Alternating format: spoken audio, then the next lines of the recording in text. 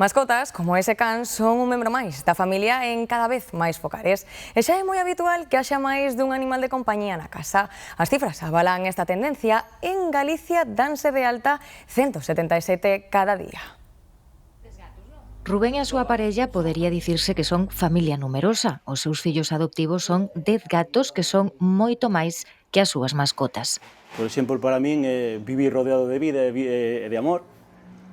Para outras persoas, pois, o feito de ter un can ou un gato pois, implica unha responsabilidade que o é, pero é tamén como un compromiso. Un compromiso que require tamén de moitos cuidados, alimentación, veterinario, microchips, un desembolso económico que agora mesmo poden afrontar. Ter un gato sempre vai a ser máis barato que ter un fillo humano, non?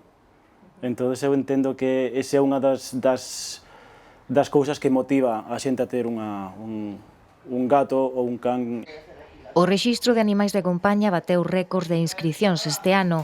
Esta tendencia á alza tamén a están a notar nas tendas de mascotas. Sobre todo la gente joven. La gente joven con los animales es una pasada. Mejor alimentación, mejores chuches, mejores cuidados. La medicina veterinaria también aumentó mucho.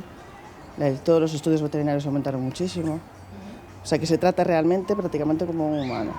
No que levamos de ano, rexistráronse en Galicia algo máis de 47.000 animais de compañía, datos que contrastan co número de bebés nados neste primeiro semestre do ano, algo máis de 6.500. Esta tendencia confirma que o censo de animais de compañía xa supera con creces as cifras de natalidade na nosa comunidade.